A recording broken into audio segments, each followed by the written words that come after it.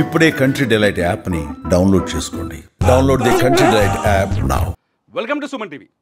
ఆంధ్రప్రదేశ్ అసెంబ్లీలో ఇవాళ Telugu cinema industry పైన ఒక చర్చ తెరపైకి వచ్చింది. ఈ చర్చలో అప్పటి మాజీ మంత్రి కామినేని శ్రీనివాస్ ఒక కీలకమైన కామెంట్ చేశారు. కామినేని శ్రీనివాస్ గారు చేసిన కామెంట్స్ ఏంటో ఒక్కసారి మీరు చూడండి. లోన సెకండ్ షాక్ ఇంత పెద్దాన్ని పిలిచి ముందు పోసాని మురళీకృష్ణ ఇట్టంటాను కూర్చోబెట్టి అనుకున్నాను. మూడో షాక్ సీఎం గారు మిమ్మల్ని కలవట్లేదు, సినిమాటోగ్రఫీ మంత్రి వచ్చి మీకు చెప్తారన్నారు. అప్పుడు చిరంజీవి గారు కొంచెం గట్టిగానే ఏంటి మీరు పిలిస్తే మేము వీళ్ళందరినీ తీసుకొస్తే ఆయన రానంటారంటే వచ్చారు. వస్తే ఆయన మంచిగా పెద్దగా ఆయన ఒక రిక్వెస్ట్ చేస్తే, ఒక నిమిషం మీరు తండ్రి లాంటి వాళ్ళు సినిమా ఇండస్ట్రీని జాగ్రత్తగా చూసుకోవాలి, అది బయటికి రిలీజ్ చేసి ఎంత అవమానం చేశారని.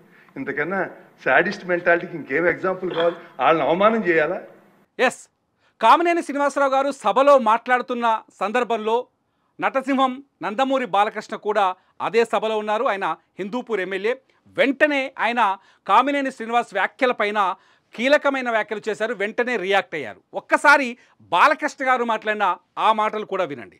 ఇందాక గౌరవ శాసనసభ్యులు కామినేని శ్రీనివాసరావు మాడుతూ అప్పుడు అందరూ ఇండస్ట్రీ కలవడానికి వెళ్ళినప్పుడు చిరంజీవి గారు గట్టిగా అడిగితే అప్పుడు ఈయన వచ్చాడంది అబద్ధం. అవి మిగతా ఓకే, అవమానించడం ఆయన ఓకే, ఏదో ఆయన పెద్ద గట్టిగా చెప్తే ఆయన దిగి వచ్చాడంట కలవడానికి, లేకపోతే సినిమాటోగ్రఫీ మినిస్టర్ కలవమన్నా అంట. మనం కూడా నాకు ఇన్విటేషన్ వచ్చింది ఇక్కడ ఫిల్మ్ డెవలప్మెంట్ లిస్ట్ తయారు చేయమని. నాది 9వ పేరు వేశారు. దుర్గేష్ గారిని కూడా అడిగాను, గౌరవ సినిమాటోగ్రఫీ మంత్రి, respect human being, even opposition or us అడిగితే పంపించారు లోపలికి. వచ్చాడు ఈడు కలవడానికి. యా, బాలకృష్ణ గారు ఏవైతే వ్యాఖ్యలు చేశారో ఈ వ్యాఖ్యలపైన ఒక్కసారిగా సంచలనమైన వార్తలు తెరపైకి వచ్చాయి. వెంటనే ఈ వ్యాఖ్యలపైన మెగాస్టార్ చిరంజీవి గారు కూడా వెంటనే స్పందించారు. ఆయన ప్రస్తుతం నేను ఇండియాలో లేను, కానీ ఆ రోజు ఏం జరిగిందో నేను ప్రజలకు చెప్పాలి కాబట్టి చెబుతున్నానంటూ ఒక లేఖను కూడా విడుదల చేశారు. ఇంతకీ చిరంజీవి గారు రిలీజ్ చేసిన లేఖలో ఏముందో ఒక్కసారి మనం చదువుదాం. సెప్టెంబర్ 25న జరిగిన ఆంధ్రప్రదేశ్ అసెంబ్లీ సమావేశంలో గౌరవ శాసనసభ్యులు శ్రీ కామినేని శ్రీనివాస్ గారు మాట్లాడిన అంశంపై గౌరవ శాసనసభ్యులు శ్రీ నందమూరి బాలకృష్ణ గారు స్పందిస్తూ మాట్లాడిన మాటల్లో నా పేరు ప్రస్తావనకు రావడం జరిగింది. అసెంబ్లీ వేదికగా గౌరవ సభ్యులు శ్రీ బాలకృష్ణ గారు మాట్లాడుతూ కామినేని శ్రీనివాస్ గారు చెప్పినట్లు చిరంజీవి గారు గట్టిగా అడిగితే అప్పుడు ఈయన వచ్చాడు అన్నది అబద్ధం, గట్టిగా ఎవడూ అడగలేదు అక్కడ అంటూ ఆయనంత పెద్ద గట్టిగా చెబితే ఈయన దిగొచ్చాడంట, లేకపోతే సినిమాటోగ్రఫీ మినిస్టర్ను కలవడన్నాడంట అంటూ ఒకంత వ్యంగ్యంగా చెప్పడాన్ని నేను టీవీ ఛానల్లో ప్రత్యక్ష ప్రసారం ద్వారా చూశాను. ఈ అంశంలో నా పేరు ప్రస్తావనకు వచ్చింది కనుక నేను ప్రజలకు వివరణ ఇవ్వదలిచాను.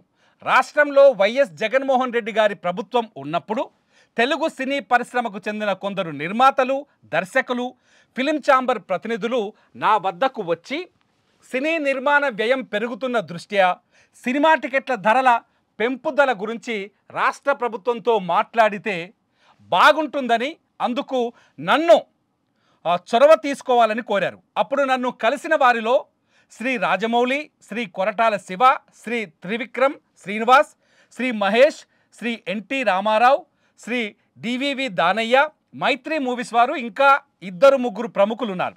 వారి సూచనల మేరకు నేను అప్పటి రాష్ట్ర సినిమాటోగ్రఫీ మంత్రి శ్రీ పేర్ని నాని గారితో ఫోన్లో మాట్లాడాను. టికెట్ల ధరల విషయం మంత్రి గారితో మాట్లాడి చెబుతానని ఆయన నాతో చెప్పారు. ఆ తర్వాత ఓ రోజు మంత్రి గారు నాకు ఫోన్ చేసి ముఖ్యమంత్రి గారు ముందు మీతో 1-to-1 కలుస్తానని చెప్పారు, లంచ్కి రావాలని చెప్పారంటూ డేట్ ఇచ్చారు.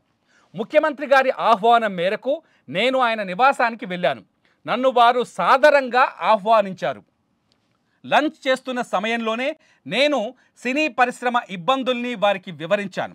ఇండస్ట్రీకి మీకు మధ్య గ్యాప్ ఉందని అందరూ అనుకుంటున్నారని, సమయం ఇస్తే అందరం కలిసి వస్తామని ఆయనకు తెలిపాను. కొన్ని రోజుల తర్వాత మంత్రి శ్రీ పేర్ని నాని గారు నాకు ఫోన్ చేసి కోవిడ్ 2వ దశ కొనసాగుతున్నందున 5 మాత్రమే వస్తే బాగుంటుందని చెప్పారు. నేనప్పుడు ఓ 10 మందిమి వస్తామని చెబితే సరేనని అన్నారు. డేట్ ఫిక్స్ చేశారు. అప్పుడు నేను బాలకృష్ణ గారిని ఫోన్ ద్వారా సంప్రదించడానికి ప్రయత్నించాను. ఆయన అందుబాటులోకి రాలేదు. జమినీ కిరణ్ గారిని వెళ్ళి బాలకృష్ణ గారిని కలవమని చెప్పాను. ఆయన 3 సార్లు ప్రయత్నించినా బాలకృష్ణ గారిని కలవలేకపోయారు. దాంతో నేను ఒక ఫ్లైట్ ఏర్పాటు చేసి ఆర్ నారాయణమూర్తి గారితో సహా మరికొంతమందిని వెళ్ళి ముఖ్యమంత్రి గారిని కలిశాము. ఆ సమయంలో నేను ముఖ్యమంత్రి గారితో సినీ పరిశ్రమ ఎదుర్కొంటున్న ఇబ్బందుల్ని వివరించాను. సినీ పరిశ్రమకు ప్రభుత్వ సహకారం అందించాలని కోరాను. అందుకు అక్కడున్న వారందరూ సాక్ష్యమే. నేను ఆ రకమైన చొరవ తీసుకోవడం వల్లనే అప్పుడు ప్రభుత్వం సినిమా టికెట్ల ధరల పెంపుదలకు అంగీకరించింది. ఆ నిర్ణయం సినీ పరిశ్రమకు ఎంతో కొంత మేలు చేసింది. ఆ నిర్ణయం వల్ల మీ వీరసింహారెడ్డి సినిమాకైనా నా వాల్తేరు వీరయ్య సినిమాకైనా టికెట్ రేట్స్ పెంచడానికి కారణమైంది. తద్వారా ఇటు నిర్మాతలకు అటు డిస్ట్రిబ్యూటర్లకు ఎగ్జిబిటర్లకు లాభం చేకూరింది. నేను రాష్ట్ర ముఖ్యమంత్రితోనైనా సామాన్యుడితోనైనా నా సహజ సిద్ధమైన ధోరణిలోనే గౌరవం ఇచ్చిపుచ్చుకునే విధానంలోనే మాట్లాడుతాను.